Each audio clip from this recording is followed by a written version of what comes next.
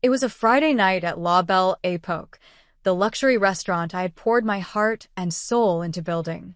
The place buzzed with the clinking of crystal glasses, the murmur of expensive conversations, and the soft hum of live piano music drifting through the air. Servers glided across the marble floors like shadows, balancing trays laden with dishes that cost more than most people made in a week. And there I was, me, Evelyn Carter, the owner of this establishment, wearing a black apron over my designer dress, serving tables because one of my waitstaff had called in sick. I wasn't ashamed to roll up my sleeves when needed. After all, this restaurant was my dream. But tonight felt different. The energy in the room crackled with an undercurrent of tension as soon as he walked in, a man whose reputation preceded him. Marcus Langley, billionaire tech mogul, strode through the entrance like he owned the place. His tailored navy suit screamed wealth, his Rolex gleamed under the chandeliers, and his smirk seemed permanently etched onto his face. He scanned the dining area with disdain before settling on me, holding out his menu without even looking at me properly. "This is your best table," he drawled, his voice dripping with condescension. "Even beggars wouldn't eat this food." The words hit me like a slap. My hands froze mid-motion as I adjusted his napkin. For a moment, I thought I'd misheard him. But no, the sneer curling his lips confirmed it. Every pair of eyes in the vicinity turned toward us, their gazes sharp and curious. Heat rushed to my cheeks, but not from embarrassment. No, this was something else entirely. Anger simmering beneath the surface, threatening to boil over. Marcus leaned back in his chair, oblivious to the storm brewing inside me. "You know," he continued, louder now, clearly enjoying the attention, "if you can't afford decent staff, maybe you should reconsider running such a pretentious operation." His laugh echoed across the room, punctuated by scattered chuckles from his entourage seated beside him. My jaw tightened, but I forced myself to stay composed. This wasn't just about me. It was about every person who worked here, every late night I'd spent perfecting recipes, every sacrifice I'd made to turn this dream into reality. I couldn't let him see how deeply his words cut. Not yet. Instead, I gave him a polite smile, though my knuckles whitened around the tray. "Would you care for some water while you decide on your order, sir?" I asked, my tone smooth despite the fury bubbling within me. He waved me off dismissively, already engrossed in mocking another server nearby. As I stepped away, I caught glimpses of pitying looks from my team and judgmental stares from other patrons. Some whispered behind their menus, others shook their heads. It stung, but only for a second, because deep down, I knew what came next would change everything. Tonight wasn't going to end with Marcus Langley walking away unscathed. Oh no. Tonight, he was going to learn exactly who I am and why crossing me was the biggest mistake of his life. Let me take you back to earlier that day, long before Marcus Langley sauntered into La Belle Époque. It started like any other morning, well, almost. The sun peeked through the blinds of my apartment, casting golden streaks across the hardwood floor. I woke up early, as usual, fueled by the kind of restless energy that comes with knowing you're responsible for something bigger than yourself. Today wasn't supposed to be special.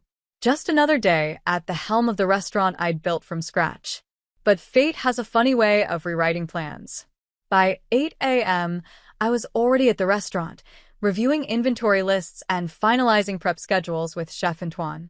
We were preparing for a busy weekend, and every detail mattered. The kitchen smelled of fresh herbs and simmering sauces, a comforting reminder of why I fell in love with this industry in the first place. My phone buzzed incessantly, emails from suppliers, texts from staff, reservation confirmations piling up. Yet amidst the chaos, there was a rhythm, a quiet satisfaction in seeing everything come together. But then came the call that changed everything. One of my servers, Mia, phoned in sick. She sounded miserable, her voice hoarse and strained. "Evelyn, I'm so sorry," she rasped. "I'll make it up to you, I promise." Normally, I'd have shrugged it off. These things happen. But today? Today, we were short-staffed as it was. Every server counted. So, without hesitation, I told her to rest and assured her I'd cover her shift. After all, I'd waited tables myself during the early days of opening the restaurant.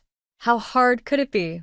What I didn't anticipate was how much the universe seemed determined to test me. By noon, disaster struck again. Our sous chef accidentally burned his hand while pulling a tray out of the oven. He was rushed to urgent care, leaving us short-handed in the kitchen too. Chef Antoine shot me a look that said, "We'll manage," but I could see the stress lines forming around his eyes. And then, just as dinner service approached, the power flickered. Not enough to shut us down, but enough to send everyone into a panic. That's when I realized tonight wasn't going to be easy. Still, I rolled up my sleeves, tied on an apron, and stepped into the fray. If anyone noticed their boss doubling as a waitress, they didn't say a word. Everyone was too busy scrambling to keep the ship afloat. The irony wasn't lost on me. I'd worked tirelessly to build a business where I could step back and focus on strategy, yet here I was, juggling plates and refilling water glasses like I had years ago. And then Marcus Langley walked in. In hindsight, maybe I should have seen it coming. Wealthy clients often visited La Belle Époque, drawn by its reputation for excellence. But none of them carried themselves quite like Marcus. From the moment he entered, he radiated entitlement, his presence commanding attention whether he wanted it or not. When he made that crack about beggars and our food, part of me wanted to snap right then and there, to reveal who I really was and watch the smugness drain from his face. But I didn't. Instead, I swallowed my pride, reminded myself of the bigger picture, and kept moving. Because sometimes, revenge isn't about lashing out in the heat of the moment. Sometimes, it's about patience, about waiting for the perfect opportunity to strike. And trust me, Marcus Langley had no idea what was coming. As Marcus settled deeper into his seat, his arrogance only grew thicker, suffocating the atmosphere around him. He gestured lazily to the waiter approaching his table, barely sparing him a glance. "Bring me the most expensive bottle you have," he barked, his tone laced with derision. "Though I doubt it'll be worth the price tag." His companions chuckled nervously, exchanging glances that spoke volumes about their discomfort. They were used to his antics, perhaps even encouraged them, but tonight, something felt different. Maybe it was the weight of his words hanging heavy in the air, or perhaps it was the collective unease rippling through the room. I moved quietly between tables, my movements deliberate yet unobtrusive, ensuring each guest felt attended to without drawing undue attention to myself. But every time I passed Marcus's table, his voice carried over the gentle hum of conversation, slicing through the ambience like a knife. Honestly, he scoffed to his entourage, loud enough for nearby diners to hear. "This place is trying way too hard to impress people who don't belong here." His gaze swept dismissively over the room, lingering momentarily on me as if daring me to react. Each insult landed like a punch to the gut, but I refused to let him see the cracks forming beneath my calm exterior. Instead, I focused on the warmth emanating from the other patrons, those who exchanged sympathetic smiles with me, their eyes soft with understanding. There was Mrs. Thompson, a regular who always ordered the lavender creme brulee, nodding subtly in solidarity.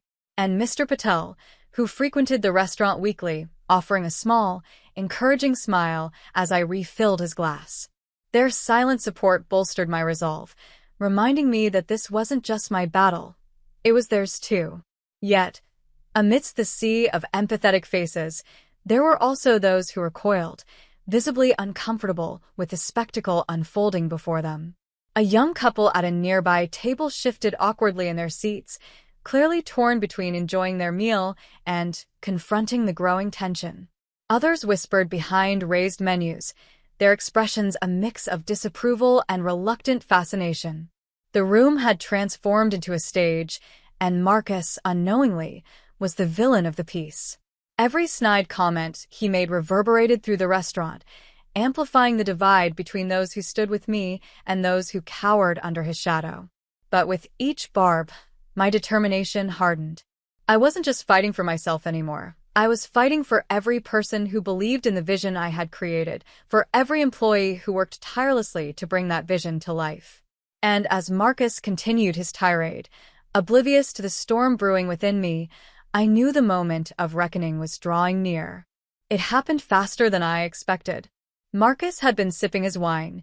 Yes, the outrageously expensive bottle he demanded, when he leaned back at his chair, surveying the room with that same insufferable smirk.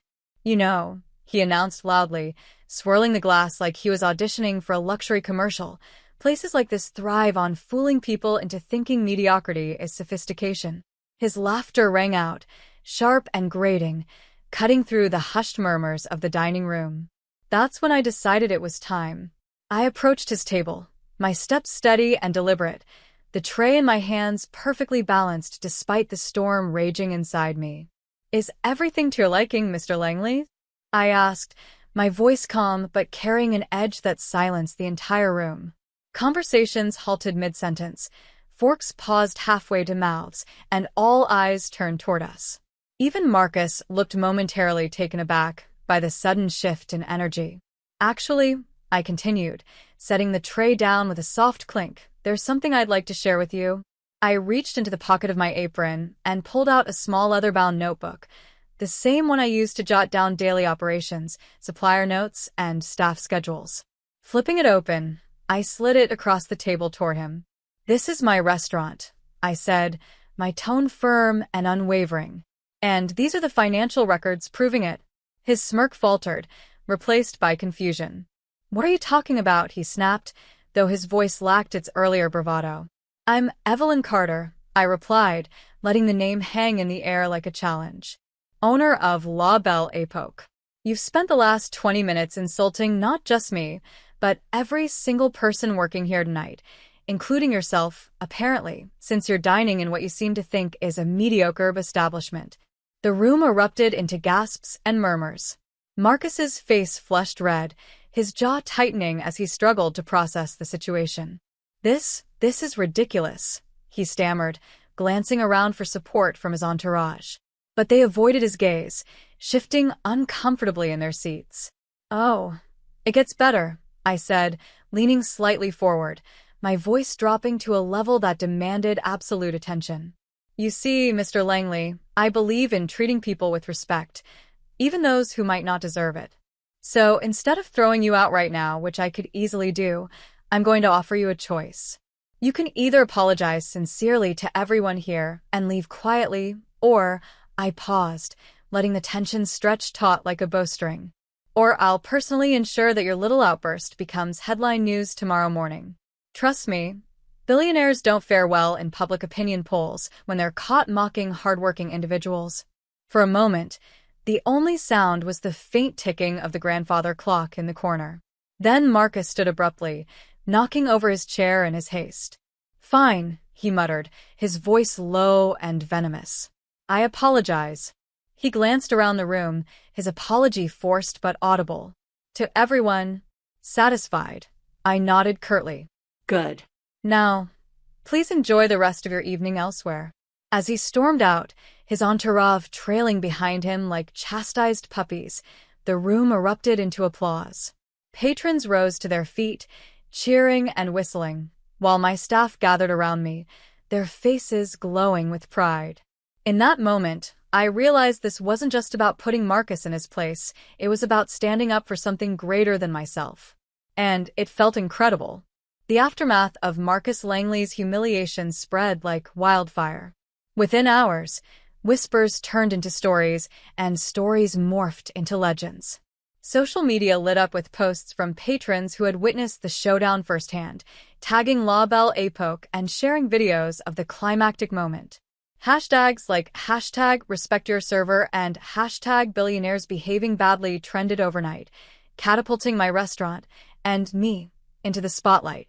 Journalists clamored for interviews, bloggers dissected every detail, and local news anchors hailed me as a hero for standing up to elitism.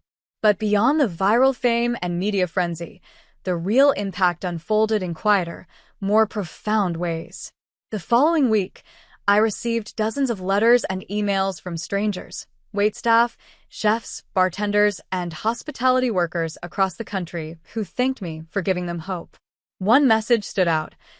A young waitress wrote about how she'd been bullied by a customer earlier that year and felt powerless to respond. Seeing you stand up to someone like Marcus Langley made me realize I deserve respect too, she wrote. Thank you for showing me that strength isn't about yelling louder. It's about doing what's right, even when it's hard. Inside the restaurant, the transformation was equally palpable. My team walked taller, their confidence buoyed by the knowledge that they were valued and protected.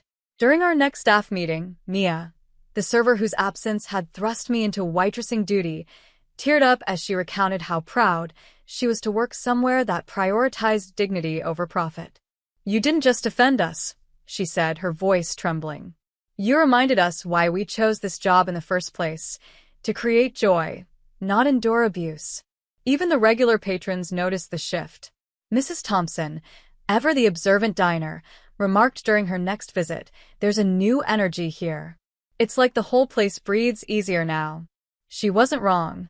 The atmosphere at La Belle Époque had transformed, infused with a sense of unity and purpose that went far beyond exceptional cuisine or impeccable service. People weren't just coming for the food, they were coming for the story, for the promise of being part of something meaningful. For me, the experience became a turning point. It wasn't just about vindication, it was about validation. Standing up to Marcus reinforced my belief in the importance of kindness, empathy, and integrity, not just as ideals, but as non-negotiable principles. I began implementing changes at the restaurant, starting with mandatory training sessions on conflict resolution and workplace respect. I also introduced a guest code of conduct policy, making it clear that disrespect would not be tolerated under any circumstances. To my surprise, these measures didn't deter customers. They attracted even more. Word-of-mouth praise brought in new faces eager to support a business rooted in values rather than vanity. And then there was Marcus himself. Though he vanished from public view after the incident, rumors swirled about his plummeting reputation among peers and investors. A few weeks later, I received an envelope containing a handwritten note. In neat, precise handwriting, it read, "Asterisk, you were right. Respect matters. Thank you for teaching me that lesson." Asterisk, no signature, but I didn't need one. Whether genuine or coerced by PR advisors, the acknowledgement meant something. Redemption, I realized, isn't always loud or dramatic. It's often found in small, quiet moments of accountability. Looking back, I understood that the confrontation wasn't just about me versus Marcus. It was about choosing courage over complacency, humanity over hierarchy. It reminded me why I started this journey in the first place, to build a space where everyone from the dishwasher to the diner felt seen, heard, and valued. And in doing so, I discovered that true success isn't measured in accolades or profits. It's measured in the lives you touch along the way. Reflecting on that unforgettable night, I realized how profoundly it reshaped not just my perspective, but also the very essence of La Belle Époque. Each memory serves as a poignant reminder of the delicate balance between power and humility, wealth and humanity. That evening, amidst the glittering chandeliers and the murmurs of astonished diners, I learned that true strength lies not in domination but in the quiet, steadfast commitment to uphold dignity, for oneself and for others. Marcus Langley's mockery was a mirror reflecting societal flaws, exposing the stark disparity between privilege and empathy. It underscored a truth I hold dear. Respect is not a privilege to be earned but a fundamental right inherent to every individual, regardless of their station in life. This ordeal illuminated the critical role of kindness in leadership. Managing La Belle Époque is no longer merely about curating exquisite dining experiences. It's about fostering an environment where every team member feels empowered and respected. Implementing policies that champion respect and fairness has cultivated a culture of mutual appreciation and collaboration. These changes resonate deeply with our patrons, who increasingly choose us not just for our culinary excellence, but for our ethos. This alignment of values enhances the dining experience, transforming meals into meaningful interactions imbued with warmth and authenticity.